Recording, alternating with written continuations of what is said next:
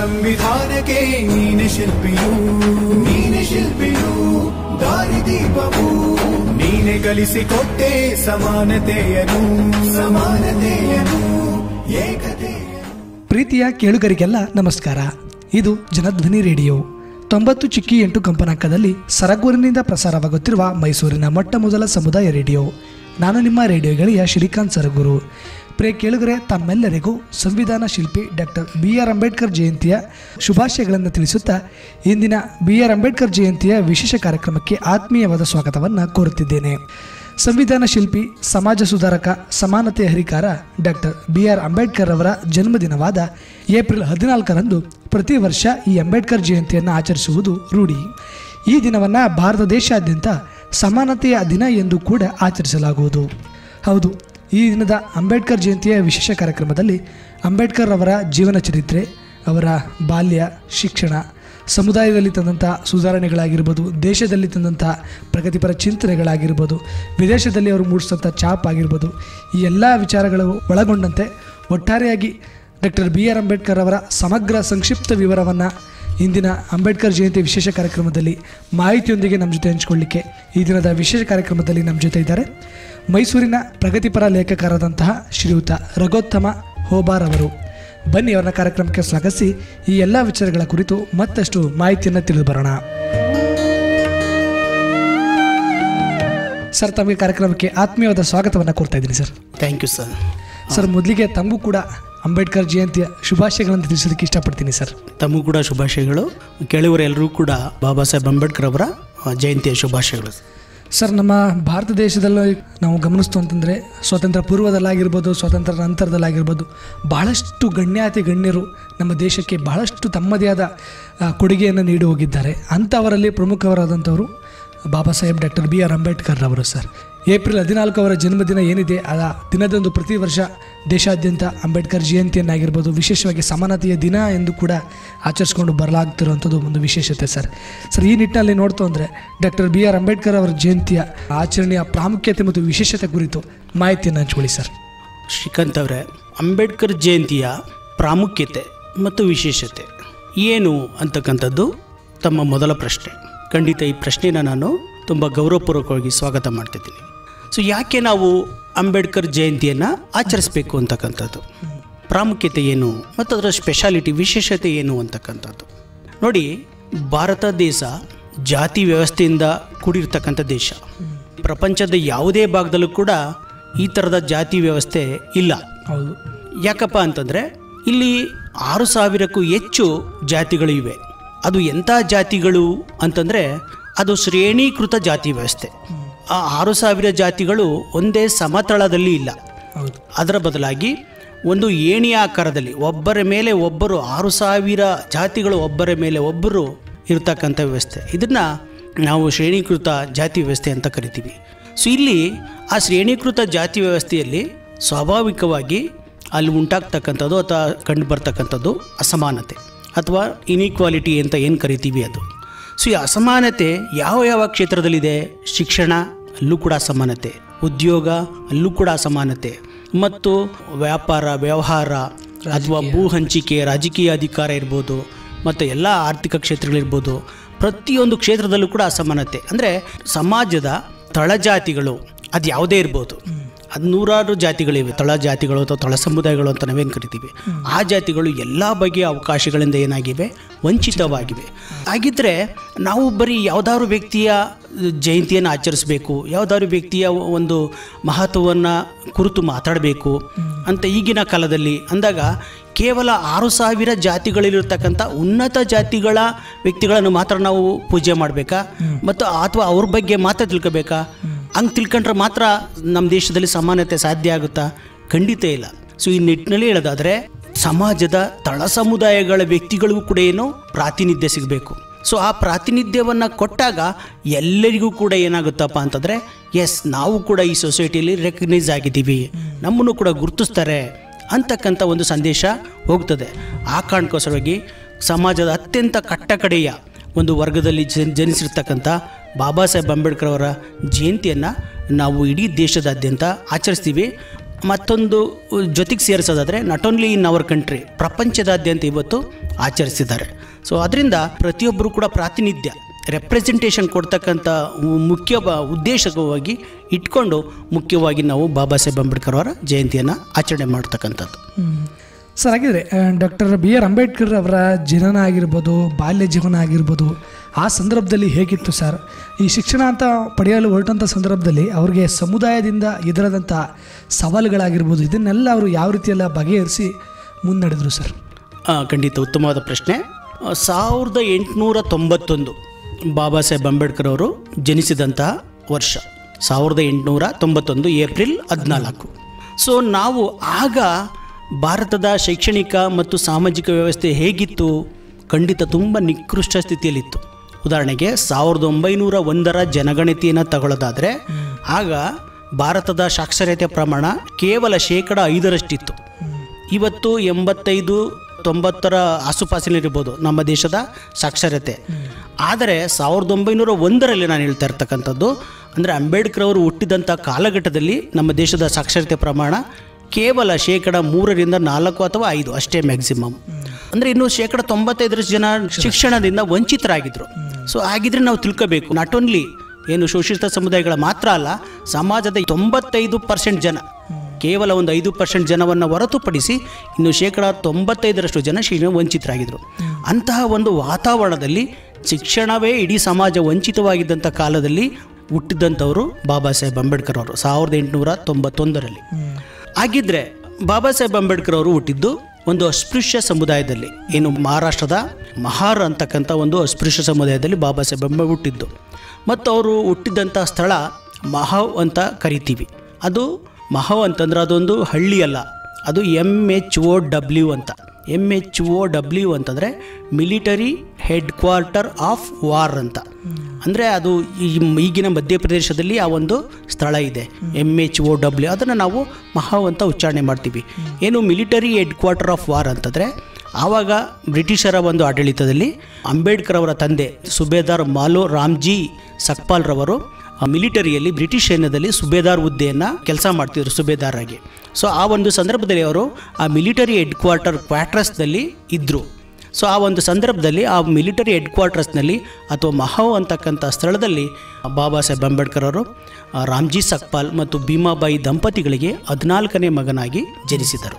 ಇನ್ನು ಅವರ ಬಾಲ್ಯ ಜೀವನವನ್ನು ನಾವು ಹೇಳೋದಾದರೆ, ಅವರು ಮಿಲಿಟರಿ ಒಂದು ಪ್ರದೇಶದಲ್ಲಿ ಇರೋ ತನಕ ಅವರಿಗೆ ಅಸ್ಪೃಶ್ಯತೆ ಅಷ್ಟಾಗಿ ಕಾಡಿರಲಿಲ್ಲ. ಯಾಕಪ್ಪ ಅಂತಂದರೆ ಸೈನ್ಯದಲ್ಲಿ ಎಲ್ಲರೂ ಕೂಡ ಸಾಮಾನ್ಯವಾಗಿ ಸಮಾನರು ಇದ್ದರು, ಕ್ವಾರ್ಟರ್ಸಲ್ಲಿ ಎಲ್ಲರೂ ಕೂಡ ಒಂದು ರೀತಿ ಸಮಾನರಿದ್ದರು.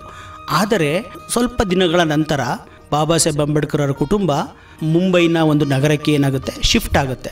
ಶಿಫ್ಟ್ ಆದಾಗ ಅಲ್ಲಿ ಒಂದು ಸಣ್ಣ ಕೊಠಡಿಯಲ್ಲಿ 10x10 ಕೊಠಡಿ, ಅದಕ್ಕಿಂತ ಸ್ವಲ್ಪ ದೊಡ್ಡದಿರ್ಬೋದು ಅಷ್ಟೇ, ಅಂಥ ಕೊಠಡಿಯಲ್ಲಿ ಅಲ್ಲಿ ಒಂದು ಆಡುಮರಿ ಕಟ್ಟಾಗ್ತಿರ್ತಾರೆ. ಒಂದು ಇಡೀ ಕುಟುಂಬ ಅವರು ವಾಸ ಮಾಡೋಕ್ಕೆ ಪ್ರಾರಂಭ ಮಾಡ್ತಾರೆ. ಅದನ್ನು ಆ ಒಂದು ಕೊಳಗೇರಿಯನ್ನು ಚಾಳ್ ಅಂತ ಕರೀತಾರೆ ಮರಾಠಿ ಭಾಷೆಯಲ್ಲಿ. ಅಂಥ ಒಂದು ಪ್ರದೇಶದಲ್ಲಿ ಮುಂಬೈ ನಗರದಲ್ಲಿ ಅಂಬೇಡ್ಕರ್ ಅವರ ಒಂದು ಜೀವನ ಪ್ರಾರಂಭ ಆಗುತ್ತೆ. ಬಾಬಾ ಸಾಹೇಬ್ ಅಂಬೇಡ್ಕರ್ ಅವರಿಗೆ ಬಾಲ್ಯದಲ್ಲಿ ಅಸ್ಪೃಶ್ಯತೆ ತುಂಬ ನೆನೆಸ್ಕೊಳ್ಳೋಕ್ಕಿಂತ ಭೀಕರವಾಗಿ ಕಾಡುತ್ತೆ. ಉದಾಹರಣೆಗೆ ಒಂದು ಘಟನೆಯನ್ನು ಅವರೇ ಹೇಳ್ತಾರೆ. 1938 ಒಂದು ಭಾಷಣದಲ್ಲಿ ಅವ್ರು ಹೇಳ್ತಕ್ಕಂಥದ್ದು ವಿಚಾರ. ನಾನು ಇಂದೋರ್ ಸಮೀಪದ ಮಹೋ ಎಂಬಲ್ಲಿ ಹುಟ್ಟಿದೆ. ನನ್ನ ತಂದೆ ಮಹೋನಲ್ಲಿ ಸೇನೆಯ ಸುಬೇದಾರ್ ಹುದ್ದೆಯಲ್ಲಿದ್ದರು. ನಾನು ಅಲ್ಲಿದ್ದಷ್ಟು ದಿನ, ಅಂದರೆ ಸೇನೆಯ ಕ್ವಾರ್ಟರ್ನ ಕಾರ್ಯಸ್ಥಾನದಲ್ಲಿ ಎಷ್ಟು ದಿನ ಅಸ್ಪೃಶ್ಯತೆ ಗಂಧ ಗಾಳಿ ತಿಳಿದಿರಲಿಲ್ಲ. ಆದರೆ ನನ್ನ ತಂದೆ ಸೇನೆಯಿಂದ ನಿವೃತ್ತರಾಗಿ ಸತಾರಕ್ಕೆ ಬಂದಾಗ ನನಗೆ ಅಸ್ಪೃಶ್ಯತೆಯ ಪ್ರಥಮ ಅನುಭವವಾಯಿತು. ಸತಾರ ಅಂತಕ್ಕಂಥ ಪಟ್ಟಣಕ್ಕೆ ಮುಖ್ಯವಾಗಿ ಅದು ಕ್ಷೌರಕ್ಕೆ ಸಂಬಂಧಪಟ್ಟಂತೆ. ಯಾಕೆಂದರೆ ಸತಾರದಲ್ಲಿ ಅಷ್ಟೊಂದು ಕ್ಷೌರಿಕರಿದ್ದರೂ ಯಾವುದೇ ಕ್ಷೌರಿಕನು ನಮ್ಮ ತಲೆ ಕೂದಲು ಕತ್ತರಿಸಲು ಮುಂದೆ ಬರುತ್ತಿರಲಿಲ್ಲ. ಆ ಕಾರಣಕ್ಕಾಗಿ ದುರಂತ ಅಂತಂದರೆ ನಮ್ಮ ಹಿರಿಯ ಅಕ್ಕನೇ ನಮ್ಮನ್ನು ಹೊರಗಡೆ ಕೂರಿಸಿ ನಮ್ಮ ತಲೆಗೂದಲನ್ನು ಕತ್ತರಿಸಬೇಕಾಗುತ್ತಿತ್ತು. ಒಂದರ್ಥದಲ್ಲಿ ಇದು ನನ್ನನ್ನು ವಿಚಲಿತಗೊಳಿಸಿತು. ಯಾಕೆ ಹೀಗೆ? ಇಷ್ಟೊಂದು ಕ್ಷೌರಿಕರಿದ್ದರೂ ನಮ್ಮ ಕೂದಲನ್ನು ಕತ್ತರಿಸಲು ಅವರು ಮುಂದೆ ಬರುತ್ತಿಲ್ಲಬೇಕೆ ಎಂಬ ಪ್ರಶ್ನೆ ನನ್ನನ್ನು ಪದೇ ಪದೇ ಕಾಡತೊಡಗಿತು. ಇದು ಬಾಲ್ಯದಲ್ಲಿ ಅಂಬೇಡ್ಕರ್ ಅವರು ಅನುಭವಿಸಿದ ಘಟನೆ, ಅದನ್ನು ಅವರೇ ತಮ್ಮ ಆತ್ಮಕಥೆಯಲ್ಲಿ ಹೇಳ್ಕೊಂಡಿರ್ತಕ್ಕಂಥದ್ದು. ಸರ್, ಇಷ್ಟೆಲ್ಲ ಸಾಮಾಜಿಕ ಪಿಡುಗುಗಳ ನಡುವೆ ಸಮುದಾಯದಲ್ಲಿ ಎದುರಾದಂಥ ಸವಾಲುಗಳನ್ನು ಎದುರಿಸ್ಕೊಂಡು ಪ್ರಾಥಮಿಕ ಶಿಕ್ಷಣ, ಪ್ರೌಢ ಶಿಕ್ಷಣಗಳನ್ನು ಪಡೆಯೋದ್ರ ಜೊತೆಗೆ ಉನ್ನತ ಶಿಕ್ಷಣದ ವ್ಯಾಸಂಗಕ್ಕಾಗಿ ವಿದೇಶಕ್ಕೆ ಪ್ರಯಾಣ ಮಾಡಿದಂಥ ಕುರಿತು ಯಾವ್ಯಾವ ರೀತಿಯ ಪದವಿಗಳನ್ನು ಅವರು ವಿದೇಶಕ್ಕೆಲ್ಲ ಹೋಗಿ ಪಡ್ಕೋತಾರೆ ಸರ್? 1891ರಲ್ಲಿ ಡಾಕ್ಟರ್ ಅಂಬೇಡ್ಕರ್ ಅವರು ಜನಿಸಿದರು. ಅವರು 1ನೇ ತರಗತಿಗೆ ಸೇರಿದ್ದು 1900ನೇ ಇಸವಿಯಲ್ಲಿ. ಅಂದರೆ ಅವರಿಗೆ 8ರಿಂದ 9 ವರ್ಷ ಇದ್ದಾಗ ಅವರು ಮೊದಲನೇ ತರಗತಿ ಫಸ್ಟ್ ಸ್ಟ್ಯಾಂಡರ್ಡ್ಗೆ ಸೇರಿದ್ರು, ಇಂಗ್ಲೀಷ್ ಮೀಡಿಯಂ ಶಾಲೆಗೆ. ಆ ಒಂದು ಶಾಲೆಯ ಹೆಸರು ಎಲ್ಫಿನ್ಸ್ಟನ್ ಶಾಲೆ ಅಂತ. ನೆಕ್ಸ್ಟು ಆ ಒಂದು ಶಾಲೆಯಲ್ಲಿ ಇದು ಮೆಟ್ರಿಕ್ಯುಲೇಷನ್ ಪರೀಕ್ಷೆಯನ್ನು ತೇರ್ಗಡೆ ಹೊಂದ್ತಾರೆ. ಸೊ ಒಂದು ಮೆಟ್ರಿಕ್ಯುಲೇಷನ್ ಪರೀಕ್ಷೆಯನ್ನು ತೇರ್ಗಡೆ ಹೊಂದಿದಾಗ ಆ ಕಾಲದಲ್ಲಿ ಮೆಟ್ರಿಕ್ಯುಲೇಷನ್ ಪರೀಕ್ಷೆಯನ್ನು ತೇರ್ಗಡೆ ಹೊಂದಿದ ಒಂದು ಅಪರೂಪದ ಅಥವಾ ಪ್ರಪ್ರಥಮ ಕೆಲವೇ ವಿದ್ಯಾರ್ಥಿಗಳಲ್ಲಿ, ಅಸ್ಪೃಶ್ಯ ಸಮುದಾಯ ವಿದ್ಯಾರ್ಥಿಗಳಲ್ಲಿ ಅದು ಬಾಬಾ ಸಾಹೇಬ್ ಅಂಬೇಡ್ಕರ್ ಅವರು. ಮೆಟ್ರಿಕ್ಯುಲೇಷನ್ ಪರೀಕ್ಷೆಯಲ್ಲಿ ಉತ್ತೀರ್ಣ ಆದಾಗ ಪ್ರಪ್ರಥಮವಾಗಿ ಅವ್ರನ್ನ ಸನ್ಮಾನ ಮಾಡ್ತಾರೆ. ಅವರ ಗುರುಗಳು ಕೆಳುಸ್ಕರ್ ಅಂತಕ್ಕಂಥವ್ರು ಸನ್ಮಾನ ಮಾಡ್ತಾರೆ. ಅರ್ಜುನ ಕೆಳುಸ್ಕರ್ ಅಂತಕ್ಕಂಥ ಗುರುಗಳು ಸನ್ಮಾನ ಮಾಡಿದಾಗ ಆ ಸನ್ಮಾನ ಸಮಾರಂಭದಲ್ಲಿ ಅಂಬೇಡ್ಕರ್ ಅವರಿಗೆ ಕೆಳುಸ್ಕರ್ ಅವರು ತಾವೇ ಬರೆದಿದ್ದಂಥ ಬುದ್ಧನ ಜೀವನ ಚರಿತ್ರೆ ಅಂತಕ್ಕಂಥ ಬುಕ್ಕನ್ನು ಕೊಡ್ತಾರೆ. ಮೊದಲನೇದಾಗಿ ಮೆಟ್ರಿಕ್ಯುಲೇಷನ್ ಅಥವಾ ಈಗಿನ SLC ಪರೀಕ್ಷೆ ಅಂತ ನಾವೇನು ಕರಿತೀವಿ, ಅದು ಪಾಸ್ ಮಾಡಿದ್ದು ಎಷ್ಟು ಮಹತ್ವದ್ದು ಅಂತ ನಾವು ತಿಳ್ಕೋಬೇಕು. ಆಗ ಅವ್ರನ್ನ ಭೀಮ್ರಾವ್ ಅಂತ ಕರಿತಿರ್ತಾರೆ, ಭೀಮ್ರಾವ್ ಅಂಬೇಡ್ಕರ್ ಅಂತ. ಬಾಲ್ಯದಲ್ಲಿ ಅವ್ರನ್ನ ಭೀಮಾ ಅಂತ ಕರೀತಾರೆ. ತದನಂತರಗಳಲ್ಲಿ ಅವರ ಮೂಲ ಹೆಸರು ಭೀಮ್ರಾವ್ ರಾಮ್ಜಿ ಅಂಬೇಡ್ಕರ್ ಅಂತಕ್ಕಂಥದ್ದು, BR ಅಂಬೇಡ್ಕರ್. SLC ಪರೀಕ್ಷೆಯನ್ನು ಅಥವಾ ಮೆಟ್ರಿಕ್ಯುಲೇಷನ್ ನಂತರ ಅವರು ಬಾಂಬೆ ಯೂನಿವರ್ಸಿಟಿಗೆ, ಅದೇ ಎಲ್ಫಿನ್ಸ್ಟನ್ ಕಾಲೇಜಿನಲ್ಲಿ ಒಂದು BA ಪದವಿಗೆ ಅವರು ಸೇರ್ಕೊಳ್ತಾರೆ 1910ರಲ್ಲಿ. ನೆಕ್ಸ್ಟ್ BA ಪದವಿಯನ್ನು 1913ರಲ್ಲಿ ಅವರು ಮುಗಿಸ್ತಾರೆ. 1913ರಲ್ಲಿ ಮುಗಿಸಿದಾಗ ಆಗಿನ ಬರೋಡಾ ಒಂದು ಮಹಾಸಂಸ್ಥಾನ ರಾಜರು ಒಂದು ಘೋಷಣೆಯನ್ನು ಮಾಡ್ತಾರೆ. ಯಾರು ಉತ್ತಮವಾಗಿ ಒಂದು BA ಪದವಿಯನ್ನು ಪಡೀತಾರೋ ಅವರಿಗೆ ಸ್ಕಾಲರ್ಶಿಪ್ ಕೊಟ್ಟು ಅವ್ರನ್ನ ವಿದೇಶಕ್ಕೆ ಕಳಿಸಲಾಗುವುದು ಅಂತಕ್ಕಂಥ ಒಂದು ಅನೌನ್ಸ್ಮೆಂಟನ್ನು ಮಹಾರಾಜರು ಮಾಡ್ತಾರೆ. ಆ ಮಹಾರಾಜರು ಮಾಡಿದಾಗ ಆ ಒಂದು ಸುದ್ದಿ ಬಾಬಾ ಸಾಹೇಬ್ ಅಂಬೇಡ್ಕರ್ ಬೀಳ್ತದೆ. ಬಿದ್ದಾಗ ಅವರು ಆ ಒಂದು ವಿದ್ಯಾರ್ಥಿ ವೇತನಕ್ಕೆ, ವಿದೇಶಕ್ಕೆ ವ್ಯಾಸಂಗಕ್ಕೆ ಹೋಗ್ತಕ್ಕಂಥ ವಿದ್ಯಾರ್ಥಿನಿಗೆ ಅಪ್ಲೈ ಮಾಡ್ತಾರೆ. ಅಪ್ಲೈ ಮಾಡಿದಾಗ ತಿಂಗಳಿಗೆ ಒಂದು 50 ರೂಪಾಯಿನಂಗೆ ಮಹಾರಾಜರು ಒಂದು ವಿದ್ಯಾರ್ಥಿ ವೇತನ ಮಂಜೂರು ಮಾಡಿ ಬಾಬಾ ಸಾಹೇಬ್ ಅಂಬೇಡ್ಕರ್ ಅವರು ವಿದೇಶಕ್ಕೆ, ಅಂತಂದರೆ ಅಮೆರಿಕದ, ಈಗಿನ ಯುನೈಟೆಡ್ ಸ್ಟೇಟ್ಸ್ ಆಫ್ ಅಮೆರಿಕದ ನ್ಯೂಯಾರ್ಕ್ ನಗರಕ್ಕೆ ಬಾಬಾ ಸಾಹೇಬ್ ಅಂಬೇಡ್ಕರ್ ಅವರು ಉನ್ನತ ಶಿಕ್ಷಣಕ್ಕೆ ಹೋಗ್ತಾರೆ. ಅವರು ಹೋಗ್ತಕ್ಕಂಥವ್ರು 1913 ಜುಲೈ 20.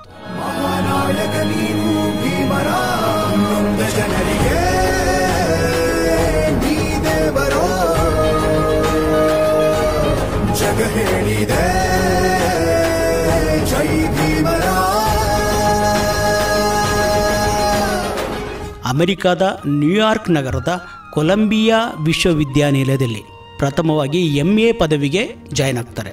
MA ಇನ್ ಎಕನಾಮಿಕ್ಸ್, ಅರ್ಥಶಾಸ್ತ್ರದಲ್ಲಿ.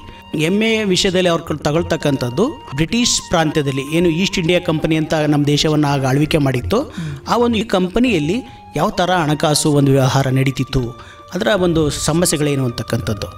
ನೆಕ್ಸ್ಟ್ 1915ರಲ್ಲಿ ಅವರಿಗೆ MA ಪದವಿ ಸಿಗ್ತದೆ. 13ರಲ್ಲಿ ಜಾಯ್ನ್ ಆಗ್ತಾರೆ, 15ರಲ್ಲಿ MA ಪದವಿಯನ್ನು ಪಡೀತಾರೆ. ಪಡೆದಾಗ 1916ರಲ್ಲಿ ಅದೇ ವಿಶ್ವವಿದ್ಯಾಲಯದಲ್ಲಿ ಅಂಬೇಡ್ಕರ್ ಅವರು PhD ಪದವಿಗೆ ಜಾಯ್ನ್ ಆಗ್ತಾರೆ. ಸೊ ಆ PhD ಪದವಿಗೆ ಜಾಯ್ನ್ ಆದಾಗ ಆ MA ಪದವಿಯ ಪಡಿತಕ್ಕಂಥ ಸಂದರ್ಭದಲ್ಲಿ ಅಂಬೇಡ್ಕರ್ ಅವರು ಒಂದು ಪ್ರಬಂಧವನ್ನು ಮಂಡಿಸ್ತಾರೆ. ಆ ಪ್ರಬಂಧ ಯಾವುದಪ್ಪ ಅಂತಂದರೆ, ಯಾಕೆ ನಾವು ತಿಳ್ಕೋಬೇಕು ಅಂತಂದರೆ, ಅಂಬೇಡ್ಕರ್ ಅವರು ಬರೀ ಸಾಮಾಜಿಕ ಹೋರಾಟಗಾರ, ಈಸ್ ಎ ಗ್ರೇಟ್ ರೈಟರ್. ಅವರು ಒಬ್ಬ ದೊಡ್ಡ ಲೇಖಕ. ಅವರಷ್ಟು ಓದ್ದವರು ಮತ್ತು ಆ ಓದದ್ನೆಲ್ಲನೂ ಕೂಡ ತಮ್ಮದೇ ಒಂದು ಪದಗಳಲ್ಲಿ ಬರೆದವರು ಪ್ರಪಂಚದಲ್ಲಿ ಯಾರೂ ಇಲ್ಲ. ಸುಮಾರು 50ಕ್ಕೂ ಹೆಚ್ಚು ಇಂಗ್ಲೀಷ್ ಕೃತಿಗಳನ್ನು ಅಂಬೇಡ್ಕರ್ ಅವರು ಬರೆದಿದ್ದಾರೆ. ಸೊ ಆಗ ಅವರು ಒಂದು ಮಂಡಿಸಿದಂಥ ಅಥವಾ ಬರೆದಂಥ ಒಂದು ಪುಸ್ತಕ ಯಾವುದಪ್ಪ ಅಂತಂದರೆ ಕ್ಯಾಸ್ಟ್ಸ್ ಇನ್ ಇಂಡಿಯಾ ಅಂತ. ಕನ್ನಡದಲ್ಲಿ ಅದನ್ನು ಭಾರತದಲ್ಲಿ ಜಾತಿಗಳು ಅಂತ ಕರಿತೀವಿ. ಕ್ಯಾಸ್ಟ್ಸ್ ಇನ್ ಇಂಡಿಯಾ, ಇದು ಅಂಬೇಡ್ಕರ್ ಅವರು ಬರೆದಂಥ ಮೊದಲನೇ ಕೃತಿ, 1916. Castes in India, their mechanism, genesis and development. ಅಂದರೆ ಭಾರತದಲ್ಲಿನ ಜಾತಿಗಳು ಅದು ಹೆಂಗೆ ಆರಂಭ ಆಯಿತು ಮತ್ತು ಅದು ಹೆಂಗೆ ಅಭಿವೃದ್ಧಿ ಹೊಂದುತ್ತಾ ಇದೆ. ಅಭಿವೃದ್ಧಿ ಅಂತಂದರೆ ಹೆಂಗೆ ಬೆಳಕೊಯ್ತಾ ಇದೆ ಅಂತ ಅರ್ಥ. ಅಭಿವೃದ್ಧಿ ಬೇರೆ, ಹೆಂಗೆ ಬೆಳ್ಕೊಂಡು ಹೋಗ್ತಾ ಇದೆ ಮತ್ತು ಅದೇನು ಪರಿಣಾಮ ಅಂತಕ್ಕಂಥ ಮೊದಲನೇ ಕೃತಿಯನ್ನು ಬರೀತಾರೆ. ಮತ್ತು ಅದನ್ನು ಮಂಡಿಸ್ತಕ್ಕಂಥದ್ದು ಇಲ್ಲಿ ದೂರದ ಅಮೆರಿಕಾದಲ್ಲಿ, ಅಲ್ಲಿ ಅವರು ಭಾಷಣ ಮಾಡ್ತಾರೆ ಅದನ್ನು ನ್ಯೂಯಾರ್ಕ್ ನಗರದಲ್ಲಿ. ಮುಂದುವರೆದು ಹೇಳೋದಾದರೆ, ಅಟ್ ದ ಸೇಮ್ ಟೈಮ್ PhDನ ಕಂಟಿನ್ಯೂ ಮಾಡ್ತಾ 1917ರಲ್ಲಿ ಅವರು ಅಮೆರಿಕದಿಂದ ಲಂಡನ್ಗೆ ಬರ್ತಾರೆ. ಲಂಡನ್ಗೆ ಬಂದು ಅಲ್ಲಿ ಲಂಡನ್ ಸ್ಕೂಲ್ ಆಫ್ ಎಕನಾಮಿಕ್ಸಲ್ಲಿ ನೇರವಾಗಿ ಅವರು MSc ಪದವಿಗೆ ಜಾಯ್ನ್ ಆಗ್ತಾರೆ. MSc ಪದವಿ ಯಾಕಪ್ಪ ಅಂತಂದ್ರೆ ಆಲ್ರೆಡಿ ಅವರು PhD ಪದವಿಗೆ ಜಾಯ್ನ್ ಆಗೋದ್ರಿಂದ ಅವ್ರಿಗೆ BSc ಮಾಡ್ತಕ್ಕಂಥ ಅಗತ್ಯ ಇರಲ್ಲ. ನೇರವಾಗಿ ಅವ್ರನ್ನ ಲಂಡನ್ ಬಂದಾಗ MSc ಪದವಿಗೆ ಅವರು ಜಾಯಿನ್ ಮಾಡ್ತಾರೆ. MSc ಪದವಿ ಒಂದೇ ವರ್ಷ. ಸೊ MSc ಪದವಿ ಮುಗಿದ ನಂತರ ಲಂಡನ್ನಲ್ಲಿ ಸೈನ್ಸ್ನಲ್ಲಿ ವಿಜ್ಞಾನದಲ್ಲಿ ಡಾಕ್ಟರೇಟ್ಗೆ ಜಾಯ್ನ್ ಆಗ್ತಾರೆ. ನಾವು ಗಮನಿಸಬೇಕು, ಒಂದು ಕಡೆ ಅಮೆರಿಕದಲ್ಲಿ ಡಾಕ್ಟರ್ ಆಫ್ ಫಿಲಾಸಫಿ ಮಾಡ್ತಾಯಿದ್ರು, ಅಟ್ ದ ಸೇಮ್ ಟೈಮ್ ಅದನ್ನು ಕೂಡ ಮುಂದುವರಿಸುತ್ತಾ ಲಂಡನ್ನಲ್ಲಿ ಡಾಕ್ಟರ್ ಆಫ್ ಸೈನ್ಸ್ಗೂ ಕೂಡ ಅಂಬೇಡ್ಕರ್ ಅವರು ಜಾಯ್ನ್ ಆಗ್ತಾರೆ ಅಂತಕ್ಕಂಥದ್ದು. ಯಾವುದರಲ್ಲಿ? ಸುಪ್ರಸಿದ್ಧ London school of economics. So DSc ಪದವಿಗೆ ಜಾಯ್ನ್ ಆಗಿ 1918ರಲ್ಲಿ ಏನಾಗ್ತಾರೆ, ಅವರಿಗೆ ಡಾಕ್ಟರ್ ಆಫ್ ಸೈನ್ಸ್ ಪದವಿ ಸಿಗ್ತದೆ. ಅಂದರೆ ಅಂಬೇಡ್ಕರ್ ಅವರು ಏನಾದರೂ ಡಾಕ್ಟರ್ ಅಂಬೇಡ್ಕರ್ ಆದರು 1918ರಲ್ಲಿ. At the same time Ambedkar ಅವರಿಗೆ ಕಾನೂನನ್ನು ಕಲಿತಕ್ಕಂಥ ಏನೋ ಆಸಕ್ತಿ ಕೂಡ ಇತ್ತು. ಪಕ್ಕದಲ್ಲೇ ಇದ್ದಂಥ ಗ್ರೇಸ್ ಇನ್ ಕಾಲೇಜ್ಗೆ ಅವರು ಯಾವುದು LLB ಕಾನೂನು ಪದವಿ ಕೂಡ ಏನು ಮಾಡ್ತಾರೆ, ಅವರು ಸೇರ್ಕೊಳ್ತಾರೆ. ಸೇರ್ಕೊಂಡು ನಾವು ಗಮನಿಸಬೇಕು, is doing 3 degrees at A time. ಒಂದು ಕಡೆ PhD, ಇನ್ನೊಂದು ಕಡೆ ಡಾಕ್ಟರ್ ಆಫ್ ಸೈನ್ಸ್, ಇನ್ನೊಂದು ಕಡೆ ಕಾನೂನು ಪದವಿ, ಅದನ್ನು ಕೂಡ ಮಾಡ್ತಾರೆ. PhD ಅವರಿಗೆ ಅವಾರ್ಡ್ ಆಗ್ತಕ್ಕಂಥದ್ದು 1927ರಲ್ಲಿ ನಿಧಾನವಾಗಿ, ಅದು ಕೊಲಂಬಿಯಾ ಯೂನಿವರ್ಸಿಟಿಲಿ. ಫಸ್ಟ್ ಆಗ್ತಕ್ಕಂಥದ್ದು ಅವರಿಗೆ 1918ರಲ್ಲಿ ಡಾಕ್ಟರ್ ಆಫ್ ಸೈನ್ಸ್ ಪದವಿ. ಅಟ್ ದ ಸೇಮ್ ಟೈಮ್ ಅವರು ಕಾನೂನಲ್ಲೂ ಕೂಡ BA ಅಥವಾ ಏನು LLB ಅಥವಾ BA BL ಅಂತ ಕರಿತೀವಿ, ಅದನ್ನು ಕೂಡ ಮುಗಿಸಿದ್ರು. ಅಂದರೆ ಆ ಒಂದು ಲಂಡನ್ನಲ್ಲಿ ಅದು ಬ್ಯಾರಿಸ್ಟರ್ ಪದವಿ ಅಂತ ಕರಿತೀವಿ. ಕಾನೂನು ಅದು ಕಾನೂನಿನ ಅತ್ಯಂತ ಉನ್ನತ ಪದವಿ. ಸೊ ಅದರಿಂದ ಇದಿಷ್ಟು ಪದವಿಗಳನ್ನು ವಿದೇಶದಲ್ಲಿ ಅಂತಂದರೆ ನಾವು ಗಮನಿಸಬೇಕು. ಭಾರತದಲ್ಲಿದ್ದಾಗ BA ಪದವಿಯನ್ನು ಪಡಿತಾರೆ. ಅಮೆರಿಕ ಮತ್ತು ಲಂಡನ್ನಲ್ಲಿ ಅವರು MA, MSc, DSc ಮತ್ತು PhD ಜೊತೆಗೆ ಬ್ಯಾರಿಸ್ಟರ್ ಪದವಿ, ಇಷ್ಟು ಪದವಿಗಳನ್ನು ಡಾಕ್ಟರ್ ಅಂಬೇಡ್ಕರ್ ಅವರು ವಿದೇಶಗಳಲ್ಲಿ ಪಡಿತಾರೆ. ಸರ್, ಡಾಕ್ಟರ್ BR ಅಂಬೇಡ್ಕರ್ ಅವರು ಉನ್ನತ ಶಿಕ್ಷಣವನ್ನು ಪಡ್ಕೊಂಡು ಭಾರತಕ್ಕೆ ಮರಳಿದಂಥ ಸಂದರ್ಭದಲ್ಲಿ ಭಾರತದಲ್ಲೆಲ್ಲ ಸ್ವಾತಂತ್ರ್ಯ ಚಳವಳಿಗಳು ನಡೀತಾ ಇತ್ತು. ಆ ಸಂದರ್ಭದಲ್ಲಿ ನಮಗಿನ್ನೂ ಸ್ವಾತಂತ್ರ್ಯ ಸಿಕ್ಕಿರಲಿಲ್ಲ ಸರ್. ಆ ಸಮಯದಲ್ಲಿ ಡಾಕ್ಟರ್ BR ಅಂಬೇಡ್ಕರ್ ಅವರು ಯಾವ ರೀತಿಯಾದ ತಮ್ಮ ಪಾತ್ರವನ್ನು ಸ್ವಾತಂತ್ರ್ಯ ಚಳವಳಿಯಲ್ಲಿ ತೋರಿಸ್ಕೊಳ್ತಾರೆ ಸರ್? ಉತ್ತಮವಾದ ಪ್ರಶ್ನೆ. 1925ಕ್ಕೆ ಡಾಕ್ಟರ್ ಅಂಬೇಡ್ಕರ್ ಅವರು ಭಾರತಕ್ಕೆ ಬರ್ತಾರೆ. ವಿದೇಶದಿಂದ ತಮ್ಮ ಎಲ್ಲ ಶಿಕ್ಷಣವನ್ನು ಮುಗಿಸಿ ಫಸ್ಟ್ ಅವರು ಯಾವುದೇ ರೀತಿಯಲ್ಲೂ ಕೂಡ ಸ್ವಾತಂತ್ರ್ಯ ಹೋರಾಟಕ್ಕೆ ಅವರು ಧುಮುಕೋದಿಲ್ಲ.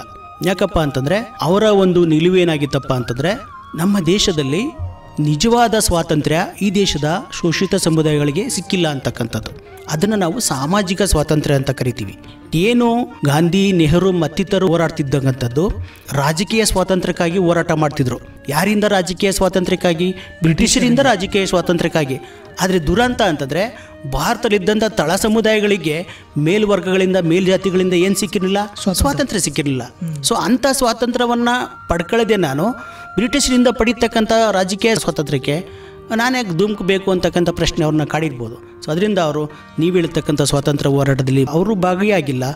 ಬಟ್ ಅವರು ಭಾಗವಹಿಸಿದ್ದು ಯಾವುದಪ್ಪ ಅಂತಂದರೆ ದ ಗ್ರೇಟ್ ಏನು ಸೋಷಿಯಲ್ ಫ್ರೀಡಮ್ ಫೈಟ್, ಸಾಮಾಜಿಕ ಸ್ವಾತಂತ್ರ್ಯದಲ್ಲಿ ಅವರು ತಮಗೆ ತಾವೇ ತೊಡಸ್ಕೊಂಡ್ರು. ಆ ಸಾಮಾಜಿಕ ಸ್ವಾತಂತ್ರ್ಯ ಹೋರಾಟದ ಚಳುವಳಿ ಧುಮುಕಿದ್ರು ಅಂತಕ್ಕಂಥದ್ದು. ಅವರು ಪ್ರಪ್ರಥಮವಾಗಿ ಹೋರಾಟ ಮಾಡಿದ್ದು ಚೌಡರ್ಕೆರೆ ನೀರನ್ನು ಕುಡಿತಕ್ಕಂಥ ಹೋರಾಟ. ಅಟ್ ದ ಸೇಮ್ ಟೈಮ್ ಅವ್ರು ಮಾಡ್ತಕ್ಕಂಥದ್ದು ನಾಸಿಕ್ ಅಂತ ಮತ್ತೊಂದು ನಗರದಲ್ಲಿ ಅಲ್ಲೊಂದು ದೇವಸ್ಥಾನ ಇರ್ತದೆ, ಅದು ಕಾಳಾರಾಮ್ ದೇವಸ್ಥಾನ ಅಂತ.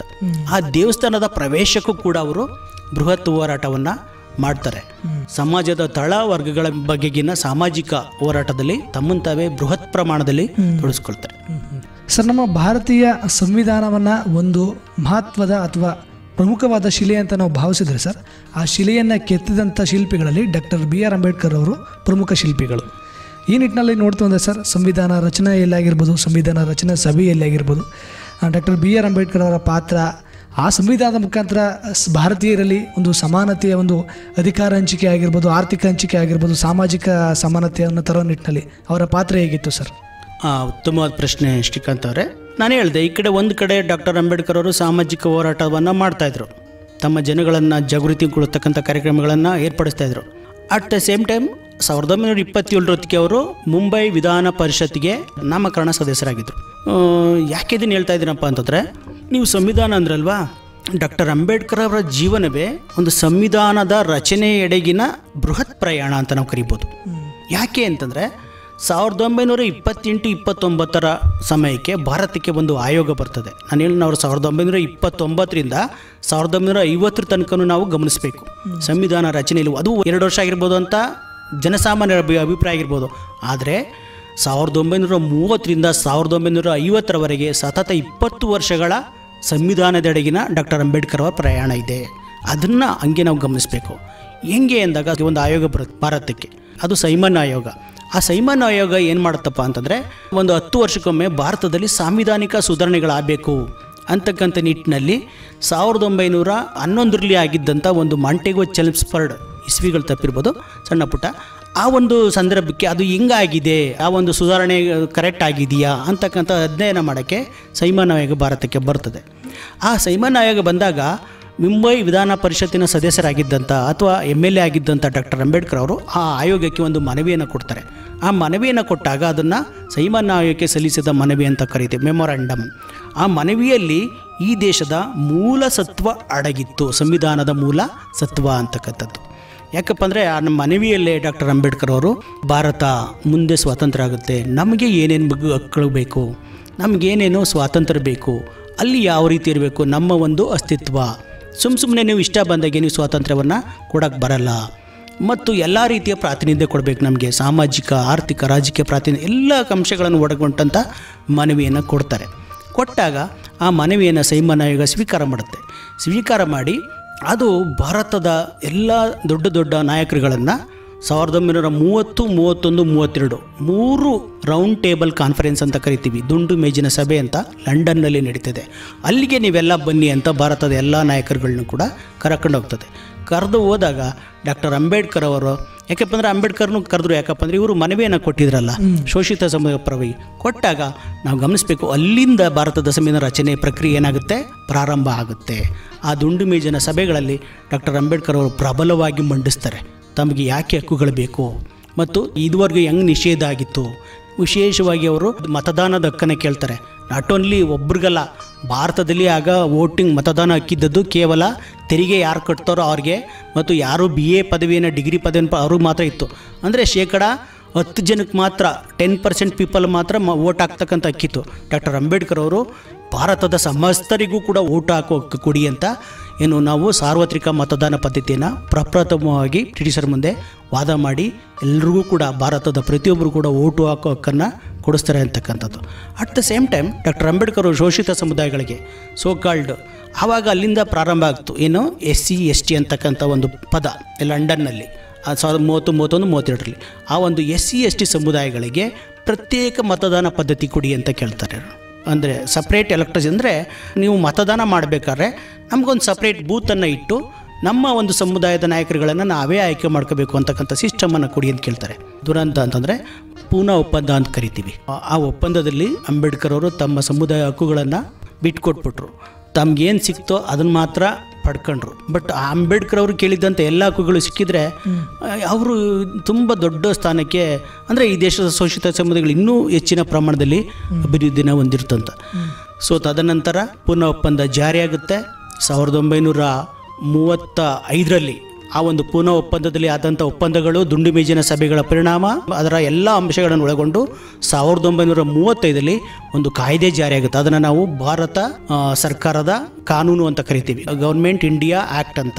ಸೊ ಆ ಒಂದು ಗೌರ್ಮೆಂಟ್ ಇಂಡಿಯಾ 1935ರ ಭಾರತ ಸರ್ಕಾರ ಕಾಯ್ದೆ ಅಂತಕ್ಕಂಥದ್ದು ಯಾಕೆ ಮುಖ್ಯ ಅಂತಂದರೆ ಅದು ನಮ್ಮ ದೇಶಕ್ಕೆ 1950ರಲ್ಲಿ ಸಂವಿಧಾನ ರಚನೆ ಆಯ್ತಲ್ಲ, ಅದು 1935ರ ಬಹುತೇಕ ಅಂಶಗಳನ್ನು ಒಳಗೊಂಡಿತ್ತು. ಆ 1935ರ ಕಾನೂನು ಪ್ರಥಮ ಒಂದು ಗೌರ್ಮೆಂಟ್ ಇಂಡಿಯಾ ಆ್ಯಕ್ಟು ಅದು ಯಾವುದ್ರ ಮೇಲೆ ರಚನೆ ಆಗಿತ್ತು? 30, 31, 32 ನಡೆದಿದ್ದಂಥ ದುಂಡು ಮೇಜಿನ ಸಭೆಗಳ ಒಂದು ಚರ್ಚೆಗಳ ಆಧಾರದ ಮೇಲೆ ಆಗಿತ್ತು. ಆ ಚರ್ಚೆಗಳಲ್ಲಿ ಪ್ರಮುಖ ಪಾತ್ರ ವಹಿಸ್ತವ್ರು ಯಾರು? ಡಾಕ್ಟರ್ ಅಂಬೇಡ್ಕರ್ ಅವರು. ಅದರಿಂದ ನಾವು ಸಂವಿಧಾನವನ್ನು ಅಂಬೇಡ್ಕರ್ ಅವರು 50ರಲ್ಲಿ ಬರೆದ್ರು ಅಂತ ಅನ್ನೋದಲ್ಲ, 1930ರಲ್ಲೇ ಆ ಒಂದು ಪ್ರಕ್ರಿಯೆಗಳು ಜಾರಿಯಾಗಿತ್ತು ಅಂತಕ್ಕಂಥದ್ದು.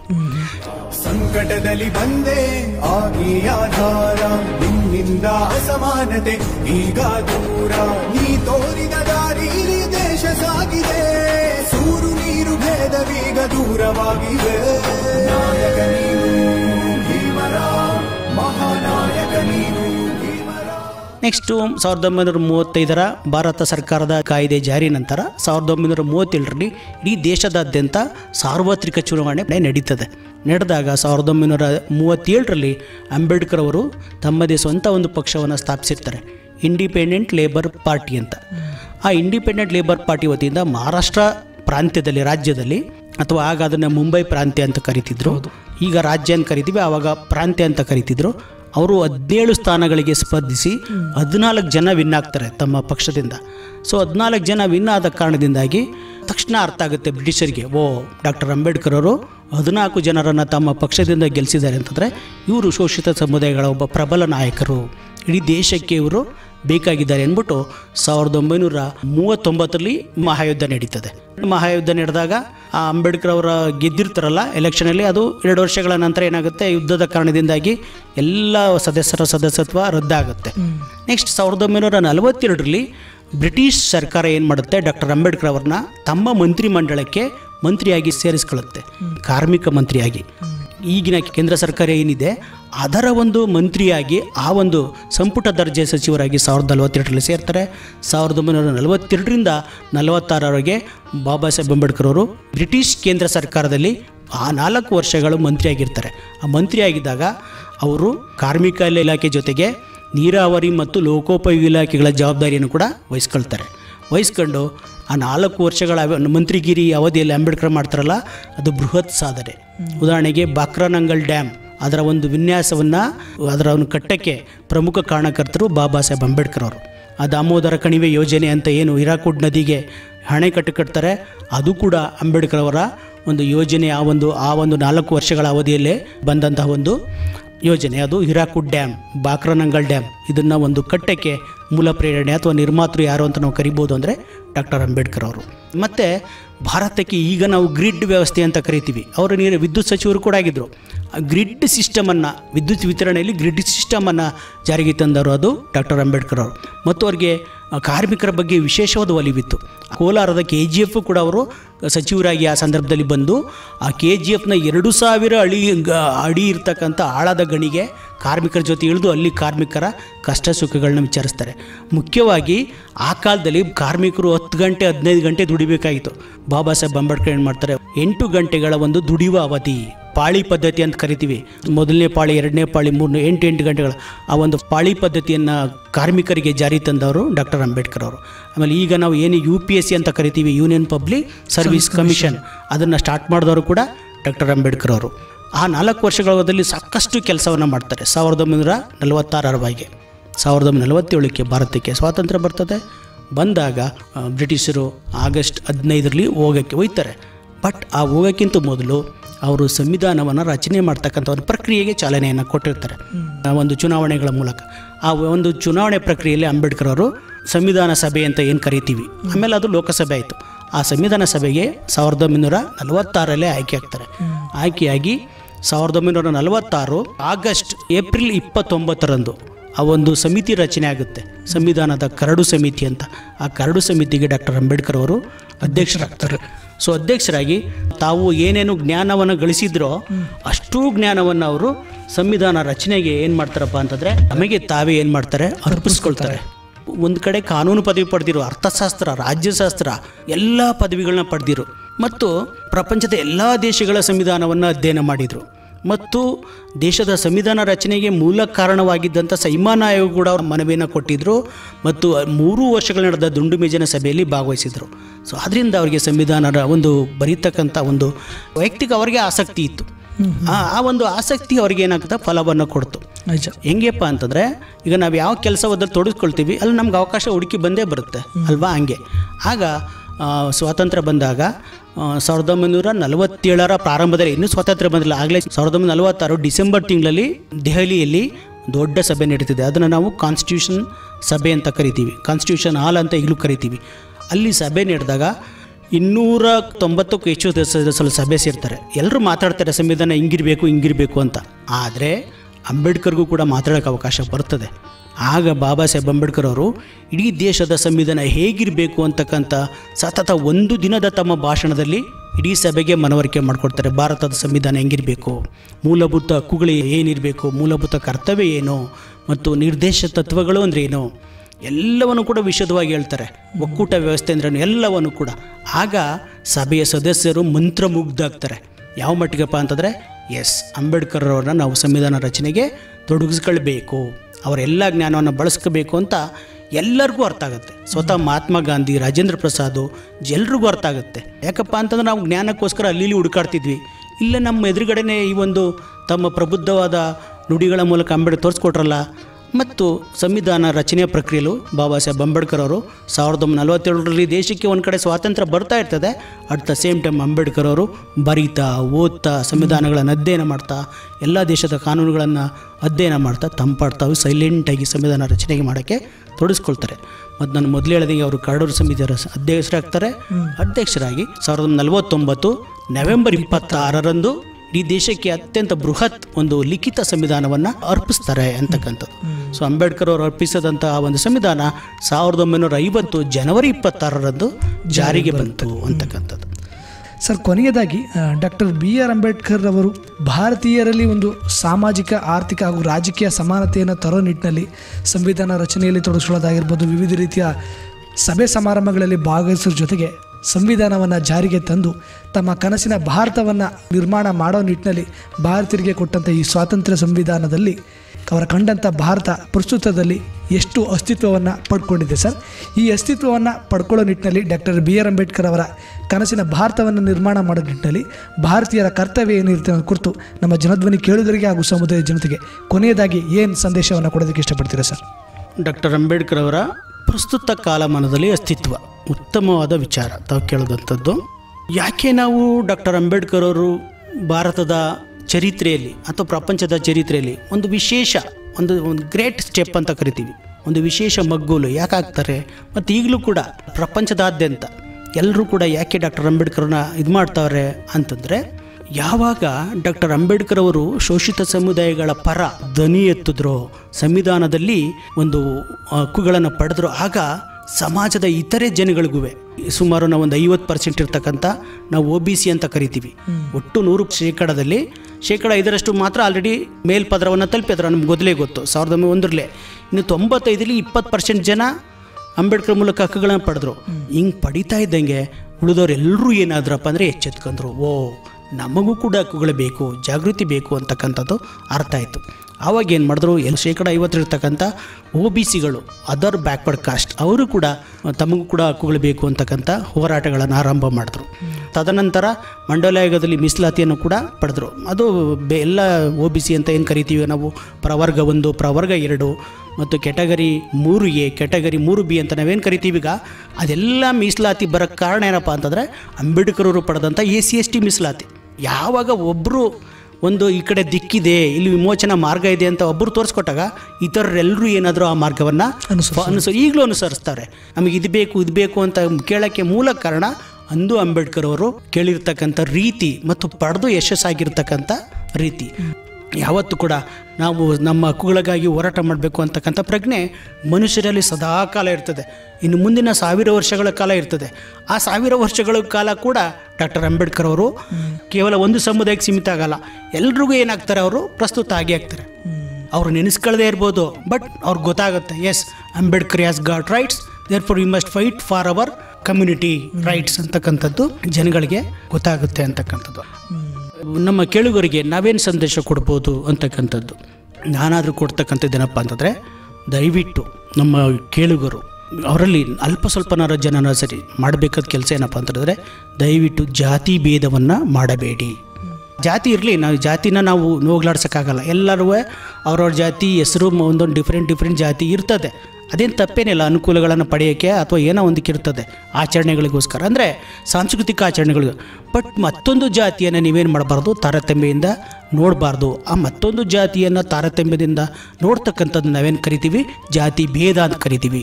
ಆ ಜಾತಿ ಭೇದವನ್ನು ಪ್ರತಿಯೊಬ್ಬರು ಕೂಡ ಏನು ಮಾಡಬೇಕು, ನಿಲ್ಲಿಸಬೇಕು.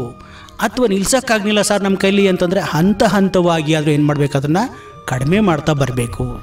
ಎಷ್ಟು ಸಾಧ್ಯವೋ ಅಷ್ಟು ತಮ್ಮ ಮಕ್ಕಳಿಗೆ ಅವರು ಜಾತಿ ಭೇದವನ್ನು ಮಾಡಬೇಡ್ರಿ ಅಂತಕ್ಕಂಥ ಬುದ್ಧಿವಾದನಾರು ಕೂಡ ಏನು ಮಾಡಬೇಕು, ಹೇಳ್ಕೊಡ್ಬೇಕು ಅಂತಕ್ಕಂಥದ್ದು ನಾನು ಈ ಸಂದರ್ಭದಲ್ಲಿ ಹೇಳ್ತಕ್ಕಂಥ ಒಂದು ಸಂದೇಶ. ಯಾಕಪ್ಪ ಅಂತಂದರೆ, ಅಂಬೇಡ್ಕರ್ ಜಯಂತಿ ಅಂತಂದರೆ it is A great fight against the inequality, it is great fight against the untouchability, it is the great fight against the caste discrimination. So ಅದರಿಂದ ಜಾತಿ ತಾರತಮ್ಯದ ವಿರುದ್ಧ, ಅಸ್ಪೃಶ್ಯತೆ ವಿರುದ್ಧ, ಅಸಮಾನತೆ ವಿರುದ್ಧ ಅಂಬೇಡ್ಕರ್ ಅವರು ಹೋರಾಟ ಮಾಡಿದ್ದಾರೆ ಅಂತಂದರೆ, ಅವ್ರ ಜಯಂತಿಯನ್ನು ನಾವು ಇವತ್ತು ಆಚರಿಸ್ತಾ ಇದ್ದೀವಿ ಅಂತಂದರೆ, ಆ ಒಂದು ಏನು ಅಸಮಾನತೆಯನ್ನು ನಾವು ಆಚರಣೆ ಮಾಡಬೇಕಾ, ಜಾತಿ ತಾರತಮ್ಯವನ್ನು ಆಚರಣೆ ಮಾಡಬೇಕಾ, ಅಸ್ಪೃಶ್ಯತೆಯನ್ನು ಆಚರಣೆ ಮಾಡಬೇಕಾ ಅಂತಕ್ಕಂಥ ಪ್ರಶ್ನೆಯನ್ನು ಕೇಳುಗರು ತಮ್ಮ ಅಂತಃಕರಣಕ್ಕೆ ತಮ್ಮ ಒಳಗಿನ ಮನಸ್ಸಿಗೆ ಹಾಕ್ಕೊಂಡು ಈ ಒಂದು ಕೆಟ್ಟ ಆಚರಣೆಗಳನ್ನ ನಿಲ್ಲಿಸಬೇಕು ಅಂತಕ್ಕಂಥ ಸಂದೇಶವನ್ನು ಈ ಸಂದರ್ಭದಲ್ಲಿ ನಾನು ಕೊಡೋಕ್ಕೆ ಇಷ್ಟಪಡ್ತೀನಿ.